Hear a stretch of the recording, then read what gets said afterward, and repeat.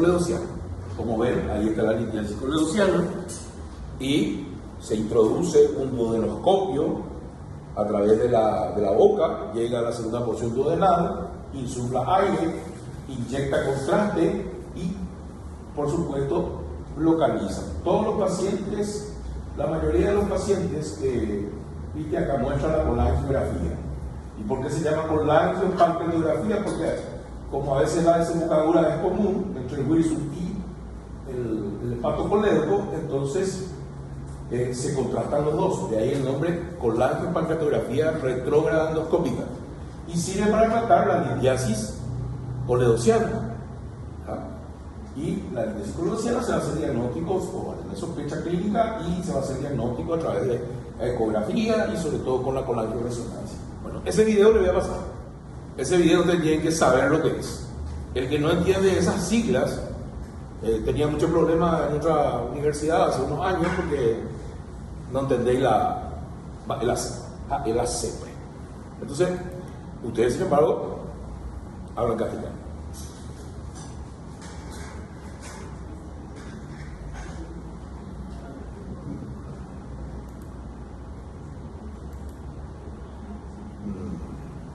¿Dónde se puede ilustrar? ¿Quién me puede ilustrar? Acá. Bueno, eso es para anticipar porque voy a explicar otra cosa, ¿verdad? ¿Por qué se pone así? ¿Querés agrandar? Ah, ya sé. F5, ¿verdad? Bueno.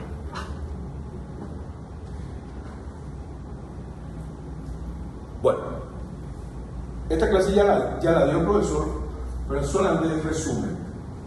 No vamos a hablar de esto, ácido biliar, lecitina, saben lo que tiene la bilis, ¿verdad? La anatomía de la vía biliar es muy importante, porque es lo que este capítulo tanto se habla y porque es una de las patologías quirúrgicas más frecuentes. Probablemente por día se operan 20 a 30 pacientes de litiasis vesicular. Una colecistitis crónica, calculosa o una colecistitis aguda. Por eso es tan importante y relevante que nosotros conozcamos todos los detalles. Y bueno, la secreción ahí está. Esto es importante porque cuando a veces se drena la vía biliar con una sonda de Kerr, diariamente debería salir esta cantidad. Si no sale a través de la sonda de Kerr esa cantidad, lo que pasa es que está pasando al intestino y eso es muy positivo. Entonces, hay que conocer la anatomía y la fisiología. Ustedes ya saben que la vía biliar se divide en vía biliar principal, que son la vía biliar intrahepática, el hepático derecho y izquierdo, el hepatocolédoco y la vía biliar accesoria, que es la vesícula y el conducto cívico. Eso para recordar rápidamente. La litiasis vesicular es una afección que afecta a muchísimos paraguayos y lo peor de todo es que cuando no se hace el diagnóstico, sobre todo en los cuadros agudos, pueden ocurrir complicaciones que pueden volverse mortales. Y no se justifica la mortalidad ni morbilidad siquiera, es decir, las complicaciones de la enfermedad benigna, porque no se hizo un enfoque adecuado al cuadro clínico o atención al paciente. Realmente este es un tema que debería dominar, ¿verdad? El médico de la familia, el médico general, y bueno, tienen por lo menos, ¿verdad?, el reflejo de solicitar una ecografía. Bueno, esto sigue siendo aplicable a pesar de que hay jóvenes hoy día que no tienen nada que ver con los 40 años, la obesidad o la fertilidad, pero siguen siendo factores de riesgo. Otra mnemotecnia, el ABCD, es simplemente para mostrar, lo van a leer, eso ya lo tienen en los libros, cómo se va formando la litiasis. Y esto sí, esto es interesante porque son facetados los cálculos, porque se apoyan uno sobre otros, ¿verdad? Son los de colesterol, son los más frecuentes, le siguen frecuencia estos de bilirrubinato de calcio de color negro, se deposita calcio, y estos cálculos marrones son los cálculos que contienen, digamos, gérmenes, están contaminados. Entonces esto no es que sea mal pronóstico, pero si este tipo de cálculos hay en la vía biliar, y entonces es peligroso, o por lo menos es signo de que puede existir alguna infección de la vía biliar. Bueno, lo mismo, la incidencia, la edad predominante, el cuadro clínico. Bueno, en el tema del cuadro clínico, yo les recomiendo, ¿verdad?, que lean el capítulo de la parte de síndrome doloroso del epigastrio del profesor Díaz Escobar. Es un libro ya perimido porque tiene más de 30 años, 34 años, 85 años, pero como describe de una manera muy sencilla, muy simple la sintomatología y las formas clínicas que tienen que ver con la litiasis vesicular, entonces es muy fácil leerlo y recordar. El cuadro clínico incluye, aparte del dolor, puede haber fiebre, y lógicamente eso significa que está haciendo una colecistitis aguda, ¿verdad? La fisiopatología del dolor es similar a esa fisiopatología que yo les exigí en apendicitis aguda, que ustedes recuerden. Ocurre la obstrucción, la lucha en contra de la obstrucción que provoca el lito, y en principio hay un cólico, y el cólico biliar ya es una forma grave del síndrome biliar, porque el síndrome biliar típico es un paciente que tiene intolerancia a comida grasa. ¿Y qué significa intolerancia? Que come, le provoca dolor y deja de comer, pasa una semana, 2 semanas y vuelve a comer porque le gusta comer la comida típica paraguaya y vuelve a tener dolor. Entonces el síndrome biliar típico es un dolor que dura 3 días, que puede ser tipo pesadez. Cuando aparece el dolor cólico ya es una forma grave. Eso generalmente obliga a consultar a la madrugada y generalmente le hacen un analgésico, un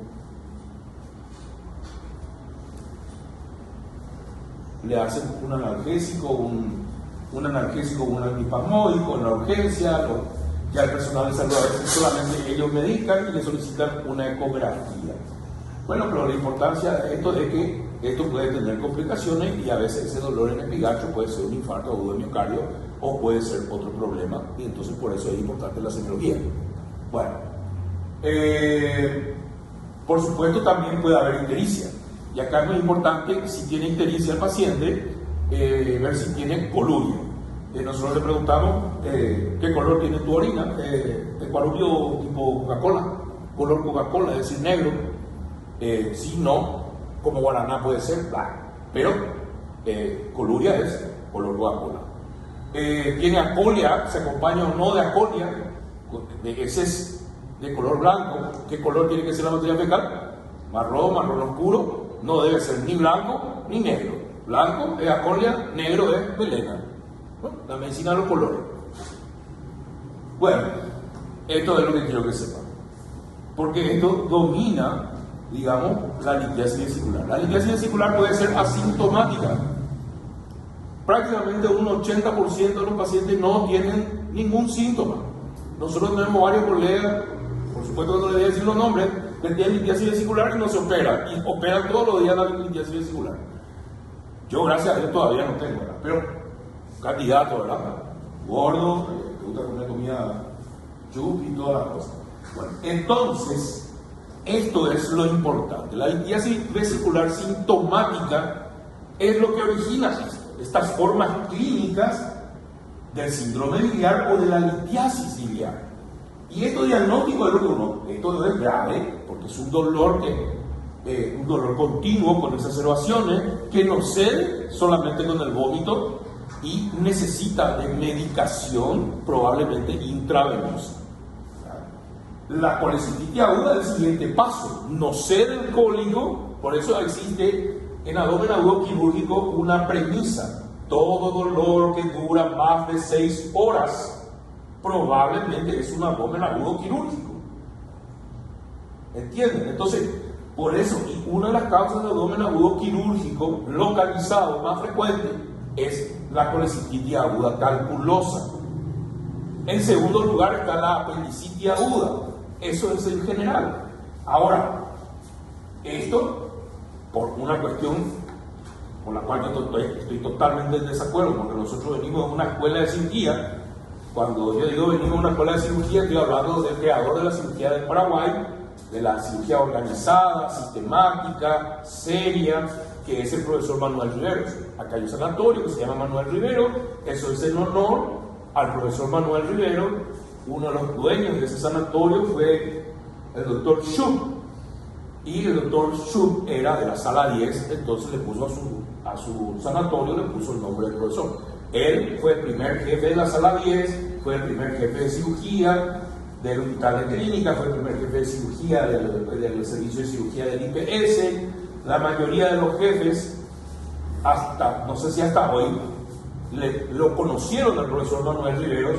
Lo mismo pasa con el servicio, del INCAN, el servicio de oncología. Él también jefe del servicio de cirugía oncológica. La mayoría de las personas que están en el INCAN lo conocen de alguna manera. Por supuesto, los más jóvenes ya tuvieron la oportunidad porque falleció en los 90. Pero él es el creador de esa escuela de cirugía organizada, seria, sistemática. Esto es Díaz Escobar, en 1989. Publicó en su libro de semiología quirúrgica. Entonces, esto se opera de urgencia en nuestra escuela. Acá no se opera de urgencia, pero también tiene eso un fundamento científico de por qué no se opera de urgencia. Rápidamente lo vamos a ver. Y cuando pasan estas dos situaciones, evoluciona lo que llamamos colecistitis crónica calculosa. ¿Es posible que un paciente con colecistitis crónica calculosa no haya tenido dolor cólico o no haya hecho una colecistitis aguda anteriormente? Sí. Y que tenga solamente un dolor tipo pesaje, lo que llamamos intolerancia a comidas grasas. ¿Entienden? Esto es clínica. Esto es lo más importante. Y cuando evoluciona en años, porque la gente tiene miedo, normalmente nadie se quiere operar.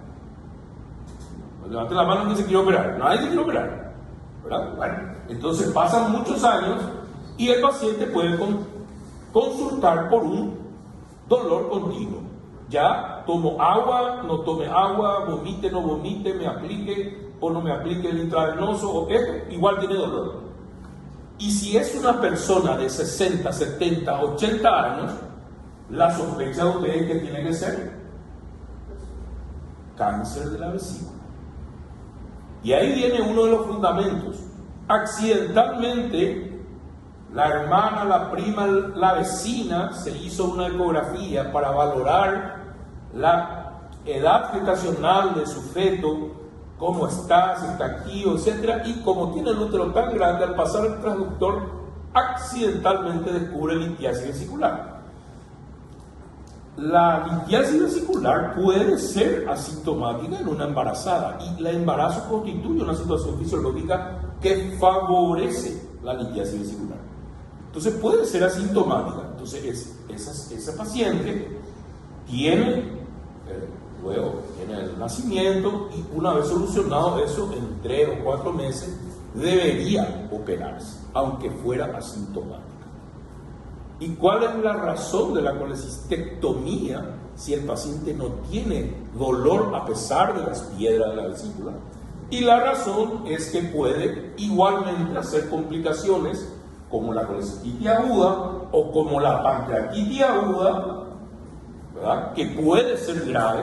De 10 pancreatitis, una es grave, 10%. De 10 pacientes con litiasis vesicular, uno tiene pancreatitis. Doctor, pero es muy poco.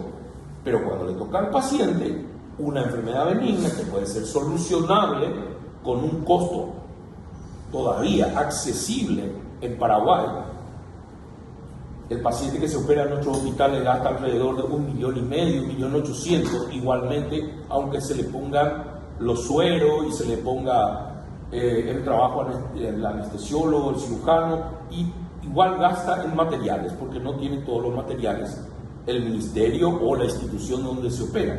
Entonces, ese costo, que es bastante elevado para gente de escasos recursos, ese costo, es mejor asumir ese costo que asumir las situaciones que son complicadas. ¿Por qué está en rojo eso? Y porque esto es más complicado. Síndrome coledossiano, ¿qué es el síndrome coledossiano? Ictericia coluria colia. ¿Es una forma clínica grave? Sí. ¿Hay dolor aquí? No. Porque si hay dolor y fiebre, vamos a tener colangitis aguda. Bueno, la CEPRE que yo le mostré, ¿en qué situaciones se hace? Cuando hay una colangitis aguda calculosa o litiásica, se hace de urgencia. Hay que recordar que la vía biliar es un sistema cerrado y cuando eso se infecta y tiene pus, es como un absceso. ¿Qué pasa con el absceso que tenemos en la piel, que ustedes ya saben que tiene la tetrada de Celso y tiene un quinto signo. Otutui, duele, pulsátil, porque está en tensión. Imagínense eso en la vía biliar, que le va a llevar a una sepsis y a un choque séptico.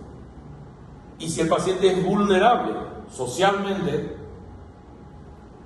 hipertenso, diabético, estamos cada vez ante un cuadro mucho más grave. Entonces, en ese tipo de paciente aquí se hace casi de emergencia, se debe hacer la CEPRE. Doctor, pero la CEPRE cuesta 8, 10 millones de guaraníes. Entonces hay que operarle al paciente, porque si no el paciente se muere. Hay que drenar la vía biliar, y como no se opera con colecistitis aguda calculosa, este diagnóstico se pasa, a pesar de que este paciente tiene amarillo y tiene fiebre con escalofrío y todo eso. La pregunta tramposa siempre es: ¿el síndrome coledociano es una forma grave del síndrome biliar o de la litiasis vesicular? Sí. Sí. ¿Es un abdomen agudo? No. Porque no es un abdomen agudo, ni mucho menos abdomen agudo quirúrgico, y porque no hay dolor. Pero aquí sí hay dolor. Aquí hay dolor cólico, fiebre y la ictericia colurea coli. Entonces, por eso, este es el cuadro más importante de toda esa presentación, que tiene 122 diapositivas. Ustedes van a tomarse el trabajo de leer todo el resto. Bueno, ya la sospecha clínica, como es algo tan común, ustedes el interrogatorio lo deben hacer 10, 15 minutos, después ya le va a llevar solamente 2, 3 minutos poder sacarle al paciente cuál es el problema. Como es algo tan frecuente, por supuesto ustedes son excepcionales clínicos. La ecografía tiene alta sensibilidad. Hoy ecografía, ya saben ustedes que la ecografía tiene que estar en la urgencia, en el cuidado intensivo y en el quirófano. ¿Por qué? Porque hoy es prácticamente la tercera mano del cirujano, o del emergentólogo, o del médico familiar, o de lo que sea. Por esto, hay cursos cortitos de 12 horas, 15 horas, 20 horas, 60 horas, aquí y en Argentina o en el Brasil, donde uno adquiere esa competencia. O sea que debería ser algo. Es muy útil en trauma, en el famoso ECOFAST o el ECOFAST, que sirve para buscar líquido. El que ya encuentra líquido en el trauma, y bueno, esa es una llamada de atención y puede ser realmente importante. Bueno, ahí está la ecografía, aquí tenemos nuestra litiasis, la soprasónica posterior. Esto al otro lado todavía hace y le gusta mucho a los argentinos, pero ecografía. Bueno, el tratamiento es quirúrgico, ¿verdad? Y cuando hay complicaciones tiene todo un esquema. Se puede operar abierta, que es lo que nosotros hacemos. Acá se tiene la posibilidad de operar por videolaparoscopía, y los residentes, entiendo yo, porque solo ver las fotos de los estados o que alzan, los residentes están aprendiendo ya el sistema de la videolaparoscopía. O sea que se ha dado un paso gigantesco en cuanto a tecnología. Bueno, simplemente para mostrar, ahí está la porta, ahí está la vesícula, y así como se hace la laparoscopía, se meten unos puertos, esos se llaman trócares, se infla, por supuesto hay que recordar la anatomía, el triángulo de Calot, se pregunta todo esto, ¿verdad? El triángulo de Calot para nosotros está formado por el cítico, la vía biliar y la parte superior de la cara inferior del hígado. Bueno, ahí se ve, como es todo eso, la pieza quirúrgica y los cálculos reunidos, que son de bilirruinato de calcio, la laparoscopía, que tiene instrumentales largos, especiales. Hoy esto es una rutina. Esto es, así es el quirófano de Tessin, pero no es el quirófano de Tessin, es una foto de otro libro. Ahí comienza por una incisión umbilical, cómo se ve, por qué es el estándar de oro, y porque esta tecnología en una pantalla 4K aumenta 25 veces el tamaño de la vesícula y se ven hasta detalles de microvascularización, y ya está comprobado que hace más de 35 años de que sirve. Bueno, ¿cómo se hace la colecistectomía? Ahí justamente está el critical view, que le llaman, hay que ver el cítico, la arteria cítica, la cara inferior, y acá está la vía biliar, y entonces uno evita la lesión.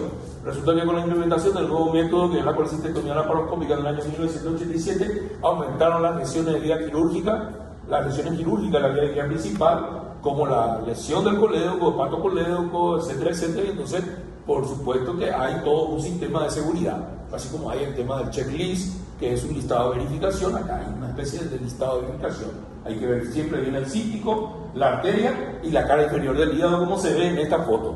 Entonces, así uno asegura que el paciente no va a recibir. ¿Qué es lo que pasa con nuestro equipo de los hospitales en general? Que pierden gas, los trócares ya son muy usados, el instrumental se deteriora. Cuanto más personas operan con ese instrumental, esos trócares y todo ese sistema, el deterioro es... Entonces, de repente le toca al residente operar con un equipo que no funciona 100%. Entonces es peligroso, ¿verdad? Y para los cirujanos noveles también. Ahora, ¿dónde se registran las mayores cantidades de lesiones quirúrgicas de la vía principal? En cirujano experimentado. ¿Por qué? Exceso de confianza. Por eso el critical view. Todo eso, por supuesto, existe lo que se llama la colangiografía preoperatoria en aquellos pacientes, por ejemplo, que tuvieron un síndrome colestásico laboratorial. Tuvieron la bilirrubina elevada, la fumata alcalina, las enzimas, y luego en sus análisis posteriores se normalizan, nunca tuvieron síntomas. Esos son pacientes que un 10% de ese tipo de pacientes puede tener litiasis biliar, la vía biliar principal, en el colédoco, y bueno, ahí se introduce el catéter y se hace la colangiografía. Esto no se puede hacer en cualquier lugar, lamentablemente. La población lo tiene. Bueno, ahí se ve, ahí está el catéter, ahí está el trocar, y se inyecta contraste. Y esto es diferente a la CEPRE. Esto se llama colangiografía intraoperatoria o peroperatoria o transoperatoria. Los tres sinónimos les digo. Se mete una bolsita una vez que ya se estipó la vesícula y se saca por el ombligo. Ahí se cierra luego el ombligo. Bueno, es un caso clínico, no puede haber empiema vesicular, empiema pleural, empiema vesicular, empiema subdural. Se terminaron los empiemas. ¿Qué significa empiema? Pus. Se puede decir también piocolecisto o piocolecistitis. Son términos técnicos científicos que ustedes, cuando tienen la palabra, que ustedes ya tienen que ubicarse de acuerdo al lugar anatómico. Eso es lo que tienen que saber, lo práctico. Bueno, la colecistitis aguda. Otra cosa. Pregunta clave. Cuando rinden, que ya saben. Apendicitis aguda, doctor. Proceso inflamatorio infeccioso del apéndice vermicular. Colecistitis aguda calculosa. Proceso inflamatorio infeccioso de la vesícula biliar, generalmente ocasionado por la obstrucción de un cálculo. Proceso inflamatorio infeccioso. ¿Qué conlleva la palabra infecciosa? Que aparte que la obstrucción provoca la retención de bilis y todo el proceso, al haber éstasis y obstrucción, doctor, ¿pero acaso la bilis no es estéril? Sí, la bilis es estéril. ¿Y por qué, doctor, entonces algo que es estéril se infecta? Y hay que preguntarle a la naturaleza. Bueno, por vía linfática. Hay que recordar que está el colon por delante. El colon y su mesocolon transverso dividen al abdomen superior e inferior. Piso supramesocólico y piso inframesocólico. Los linfáticos pasan a través de todos los órganos y se conectan. Entonces, cuando hay obstrucción y hay líquido, siempre es un caldo de cultivo, porque está lleno de proteínas. Un caldo de cultivo para las bacterias que normalmente están en el colon. Pueden pasar por vía linfática o pueden pasar por vía hematógena. Y ahí es donde se produce, claro, tiene que enclavarse el cálculo. Y ahí hay la éstasis, y no drena la bilis, y entonces ahí se inflama y se infecta. Por eso, proceso inflamatorio infeccioso. Una vez que ustedes recuerdan eso cuando se vean en las situaciones clínicas, y ahí le va a salir la pregunta, pero ¿por qué la colecistitis aguda calculosa o litiásica no operamos de urgencia? Y ahí van a tener que responder científicamente, adecuadamente como tiene que ser, o no le van a responder. Entonces, esta parte es muy importante. Siempre define todo lo que vas a hacer después. Por eso insisto. Bueno, esto es lo que puede pasar. Hay casos severos, ¿verdad? También puede haber la colecistitis aguda alitiásica, acalculosa también se le puede decir. Es más grave, porque es más grave y porque generalmente se presenta en pacientes que están en cuidado intensivo, que tienen un ayuno prolongado por diversas razones. ¿Y por qué es más grave, doctor? Y porque puede estar acompañada por la infección de un anaerobio. Y ustedes ya saben cuáles son los anaerobios que hay en el colon y en el tubo digestivo, ¿verdad? El bacteroides frágiles. Claro, en el colon hay más, en el yeyuno y en el duodeno hay menos, en el estómago no hay, y en el esófago prácticamente no hay, pero sí hay los gérmenes de la boca. Entonces, recuerden que todo el tubo digestivo está en contacto con el exterior. Nosotros el exterior lo tenemos adentro. Toda esa mucosa está en contacto con el exterior, literalmente. Y sobrevivimos por la evolución del ser humano. Bueno, las diferentes causas, la obstrucción, bla, bla, bla, todo esto van a aprender rápido, ya. Podemos llegar a esta situación, necrosis. Otra vez, ¿esto dónde se ve? Pacientes vulnerables socialmente, económicamente, periféricamente hablando, hipertensión y diabetes. Aunque no se salvan de la diabetes ni la hipertensión, las clases medias y las altas. Bueno, colecistitis aguda, bla, bla, bla, cuadro clínico. Esto, dolor, comienzo brusco, fiebre, leucocitosis, y el dolor dura más de 6 horas. El triángulo para recordar lo del dolor continuo, acá pone más de 12 horas, 6 a 12 horas, más de 6 a 12 horas. Cuadrante superior derecho, hipocondrio derecho, y la respuesta inflamatoria, que es la fiebre, la leucocitosis, y por supuesto, manifestaciones de sepsis pueden ocurrir. Este es un caso clínico donde se palpa, miren, marcaron el reborde costal y marcaron. Esto solíamos hacer ¿para qué? Y para que todos los estudiantes, los internos, los residentes puedan venir a ver y en momentos diferentes venir a palpar al paciente. ¿Entienden? Entonces, cuando hay un plastrón apendicular, dicho sea de paso, no le pregunté a nadie sobre el plastrón apendicular. Voy a preguntar en el examen final. Y puede ser que odie también que no pregunte, ¿verdad? Pero va a estar el profesor Farnero. Y le va a preguntar. Todo lo que no quieren que les pregunten, eso le van a preguntar. Y cuando ustedes quieren no estudien muchísimo eso y no se les va a preguntar.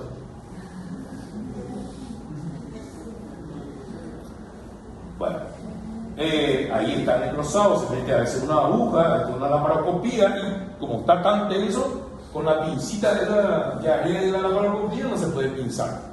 A veces ni siquiera a cielo abierto se puede pinzar, entonces hay que punzar la vesícula. Y cuando uno punza la vesícula, ese es el momento. Bueno, acá ya hay pus, esto es fibrina y hay pus. Y hay como si fuera necrosis ahí. Hay que reconocer eso. Bueno, también puede hablarse de barro biliar, lodo biliar. Esos son cristales de colesterol, ¿verdad? Que posteriormente van a formar probablemente. Pero el barro biliar puede obstruir el conducto cístico. El signo del doble riel, ¿qué es lo que es esto? Se ve un desastre con esta, porque tenemos la mucosa, el edema y luego la pared. Entonces tenés como si fuera la vía del tren. Ese es el signo ecográfico de colecistitis aguda calculosa. Por supuesto, acá no se está viendo el cálculo. Esto puede ser perfectamente, pero por eso es un estudio dinámico que va cambiando la incidencia del ultrasonido. Bueno, Lo mismo que hay litiasis vesicular, ahí está midiendo el colédoco, aquí mide la pared, hay colecistitis aguda y puede conexionar perivesicular, puede haber un absceso hepático. La causa del absceso hepático más frecuente es la litiasis vesicular sintomática, una colecistitis aguda calculosa que se complica, que no se opera. Bueno, siguiendo todo esto, van a leer formas especiales. Hoy tenemos accesible, bueno, no sé si mantienen los precios, pero había una promoción durante varios años, tuvimos una promoción de la Unimed donde hacían la colangioresonancia por 500.000 guaraníes. Y esto sirve muchísimo, no para el diagnóstico de la litiasis vesicular, sino más bien para tener un gráfico de la vía biliar principal del hepatocolédoco y los hepáticos. Tiene una alta sensibilidad y especificidad en el diagnóstico de la litiasis hepatocoledociana. Hoy se usa muchísimo, inclusive en el hospital, y el precio es bastante accesible, por eso se estaba utilizando. Vamos a pasar por el ahí que se forma el absceso. Por supuesto, la ecografía endoscópica no está accesible para nosotros, pero existe ante una duda diagnóstica. Igual la colangiografía por resonancia magnética no es clara, entonces bueno, se puede utilizar esto. Los diagnósticos diferenciales, fíjense, úlcera péptica perforada de peritonitis, apendicitis aguda, si no hacemos diagnóstico, puede ser retrosectal, ascendente, subserosa, subhepática, y tener dolor en hipocondrio derecho. También ustedes se acuerdan de la rotación antihoraria que provoca el útero de gestación a medida que va creciendo. Entonces, los diagnósticos diferenciales son muy importantes. Por eso, en el libro de semiología dice, para llegar al diagnóstico de una colecistitis aguda, no, pero una colecistitis aguda calculosa es una de las causas de la colecistitis quirúrgica. Entonces, para llegar a ese diagnóstico, uno tiene que descartar afecciones generales con repercusión abdominal, descartar afecciones médicas o torácicas, mejor dicho, con repercusión abdominal, y descartar las afecciones médicas que provocan abdomen agudo. Un agudo médico tiene tratamiento médico. El abdomen agudo quirúrgico tiene tratamiento por cirugía. Es fácil, pero por eso tiene esa secuencia lógica. Usted aplica esa secuencia y no se va a equivocar, tan grande por lo menos. Y eso es lo que hay que recordar, porque la oclusión intestinal, sufrimiento vascular, compromiso del meso, ¿verdad? Estrangulación, esto también mata. Ahora la pancreatitis aguda, ¿se opera? No se opera. Pancreatitis aguda no se opera. Tratamiento médico. No, doctor, pero ¿y cuando hace una necrosis, cuando tiene una infección, tiene un absceso? Eso es la evolución de una pancreatitis grave que se complica. Entonces, por ejemplo, esto no se opera. El cólico renal o biliar no se opera. Estos son diagnósticos médicos. Abdomen agudo médico. La colangitis aguda bacteriana. Sepre. No se puede sepre. Abdomen agudo quirúrgico. Hay que abrir su costal y abrir el colédoco. Drenar por lo menos el pus, si es que no se puede sacar el cálculo. ¿Se hace eso actualmente, doctor? Y ya no se hace más porque lo que hacen sepre prácticamente resuelven el 99% de los casos. ¿Y qué pasa con ese 1%? Y si no hay un cirujano experimentado, no llegan al colédoco. El colédoco es para el cirujano en formación, Nobel, es un tabú, como lo es el intestino delgado para el obstetra que hace cesárea. El ginecostetra que se encuentra con el intestino delgado pegado ya, o peor, el sigmoide ahí,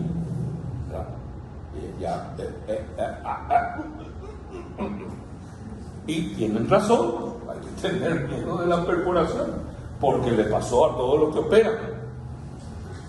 Entonces, el infarto, es una afección torácica con repercusión abdominal y mata.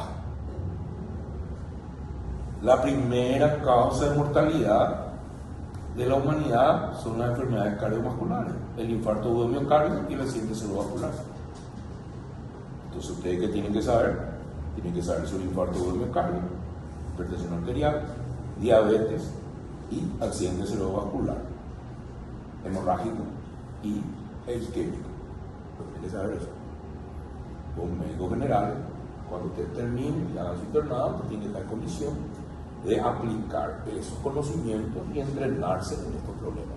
Por eso hacen las rotaciones en las 4 grandes especialidades. Y otra cosa, el paciente. Bueno, en 2008, luego en 2013 y luego en 2018, y este año se vuelven a reunir probablemente, no sé si en Tokio, ellos organizaron estos criterios para estadificar la colecistitis aguda. Esto es pregunta de clínica quirúrgica. Y hay 3 grados. Eso lo van a aprender de tanto de punto. Tratamiento, todo esto. Bueno, cómo se hace. Eso es para rendirle homenaje. Muret, Dubois, Pensar. Estos son los franceses que empezaron con la colecistitis laparoscópica y estandarizaron, sistematizaron, y luego los yanquis tuvieron que admitir y tuvieron que hacer. Y una sumisión científica, los norteamericanos no saben nada más, les escuchan más o menos a los británicos a los norteamericanos, y a veces a los alemanes. La escuela alemana es superior, igual como la francesa, ¿verdad? La primera apendicectomía laparoscópica lo hizo un alemán, un ginecólogo de nombre Kursen. Y Kursen también hizo la primera colecistectomía laparoscópica. Solamente que cuando eso no había los sistemas de video y de cámara, y lo tenía que hacer mirando como por el laparoscopio monoocular. Entonces, imagínense que en la década del 70 eso fue una cosa que rompió y se enojaron.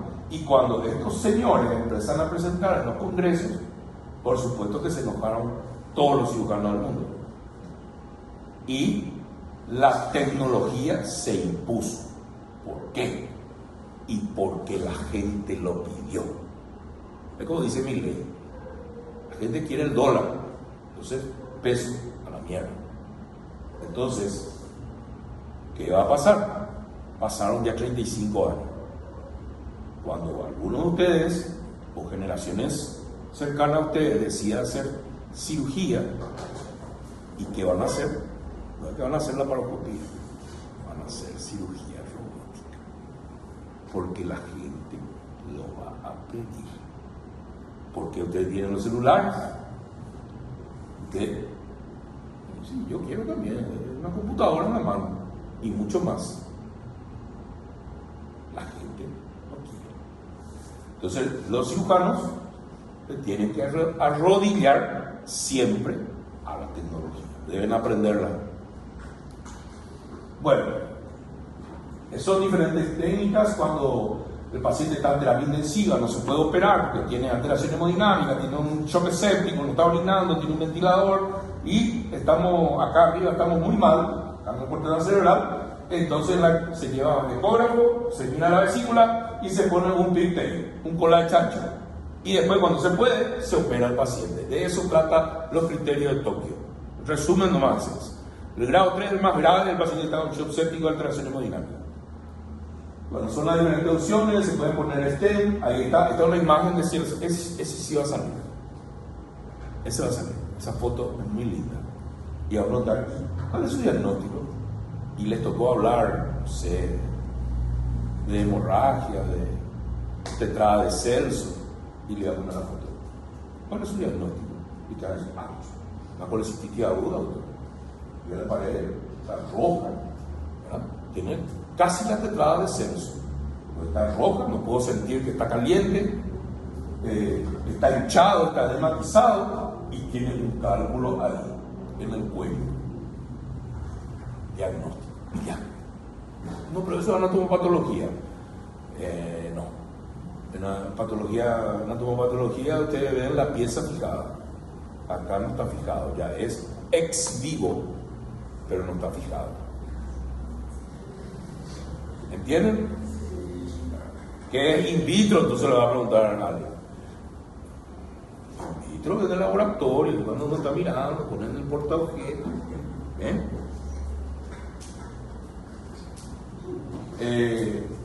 Bueno, la colecistitis precancerosa, vamos avanzando, bla. Doctor, ¿le podemos hacer a una embarazada una ecografía? Sí. ¿Le podemos hacer una tomografía? Y no. A no ser que sea demasiado urgente. Sí le podemos hacer una colangioresonancia. Eso no afecta al feto. Y recordar que el periodo más sensible siempre es entre la 8ª y 12ª semana. A la 8ª semana se termina el periodo de embriogénesis. Lo que pasa es que eso no se sabe, ¿verdad? ¿Cómo es el manejo de los pacientes? El tratamiento del paciente, la paciente embarazada es tratamiento médico. Si hace una colecistitis aguda, tratamiento médico. Por supuesto, si llega a ser un absceso, un edema vesicular, un piocolecito y todavía no ha llegado a su maduración el feto, en todo caso, se hace eso del drenaje con un pigtail, se aguanta lo que se puede y cuando ya no se puede, entonces ahí se opera. ¿La pancreatitis aguda se opera a la embarazada? No se opera a la embarazada. Hay embarazadas que hicieron pancreatitis grave, con absceso, con necrosis infectada. Sí, generalmente mueren, fallecen. Siempre se trata de salvar al binomio madre-feto. Eso es esencial. Sobre todo que la madre, y por supuesto, el producto. ¿Se convierte en un embarazo de alto riesgo cuando la paciente tiene un abdomen agudo? Sí. Un cólico renal en una embarazada es grave. No es sencillo. O sea, hay que tener el concepto. Esa es una de las cosas que... Bueno. Esto pasa en pacientes de mucha edad. A veces no saben que tienen, porque nunca sufrieron un cólico biliar o una colecistitis aguda y sobrevivieron y tienen 5 o 10 años de litiasis y entonces la vesícula hace una fístula con el duodeno, se llama fístula colecitoduodenal, pero no es que uno hace el diagnóstico de la fístula colecitoduodenal, sino el paciente hace un cuadro de obstrucción intestinal. No dije oclusión, obstrucción. Quien dice obstrucción dice obturación. Y se queda el cálculo ¿dónde? En el íleo terminal. Estos cálculos son a veces cálculos únicos que tienen el tamaño del huevo de una paloma. Y si obturan el íleo terminal, producen un cuadro. Esta es la dilatación del íleo.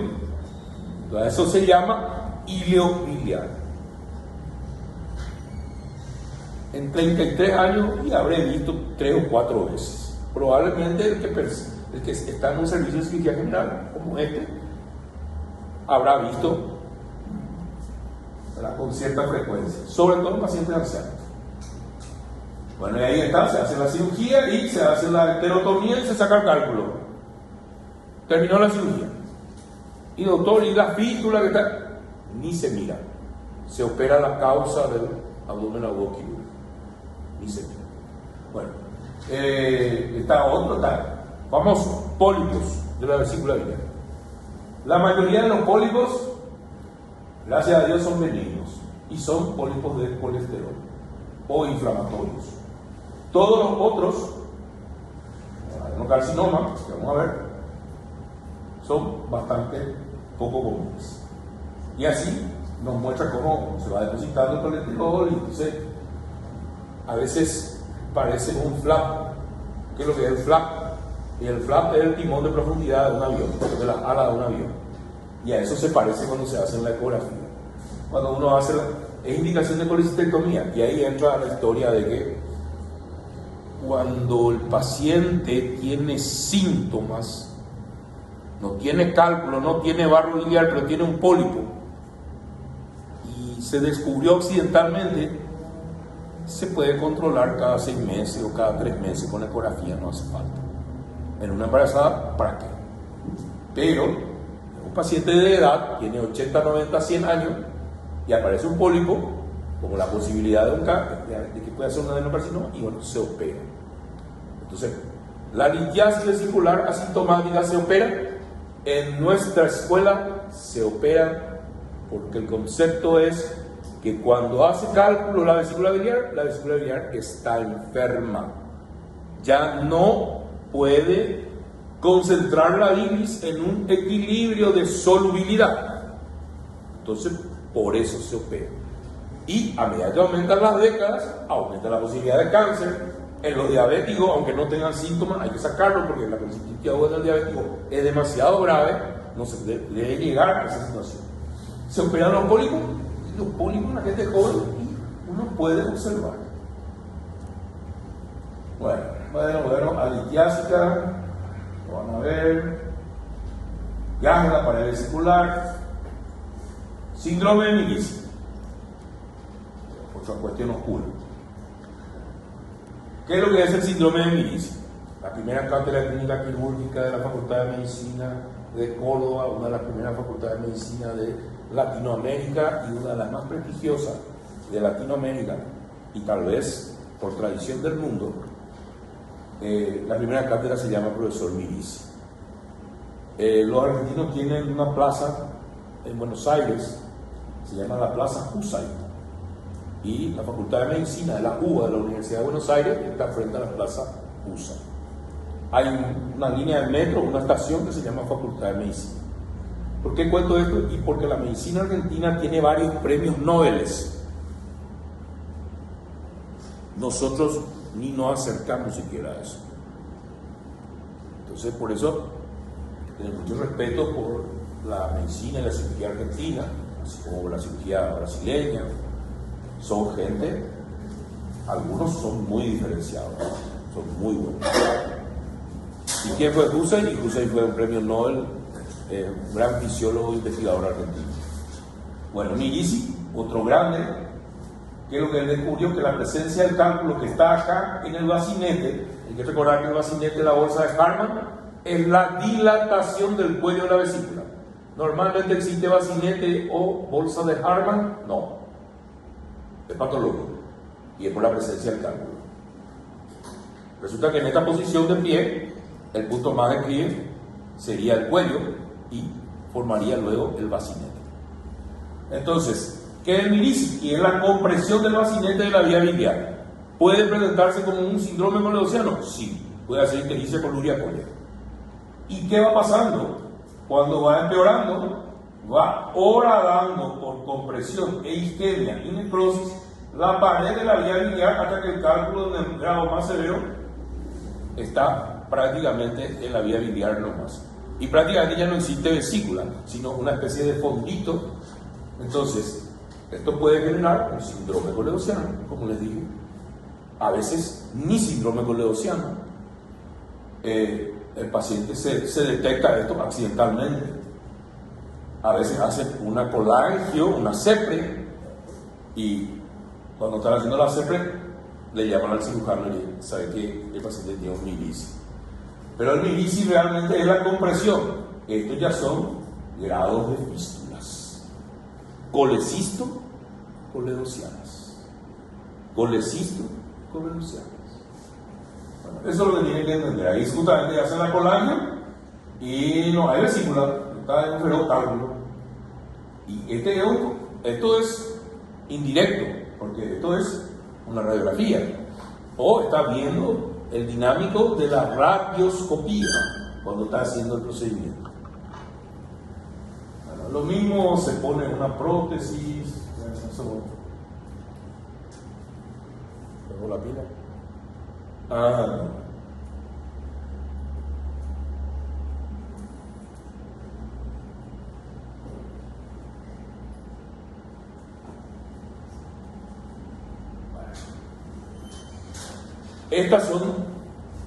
Esto va a salir, por supuesto. Algo fácil, tiene que haber algo difícil en lo fácil. Son los tipos de colangiografías que se hacen. Esta es una colangiografía peroperatoria, transoperatoria o intraoperatoria. La misma cosa. Y en el contexto de una laparotomía subcostal derecha. ¿Y por qué yo sé eso? Porque acá están las pinzas de Koch. Esta es una colangiografía transcística, que es un catéter que se dejó en el cístico. Como nosotros no podemos hacer colangiografía peroperatoria en el hospital, entonces situaciones bien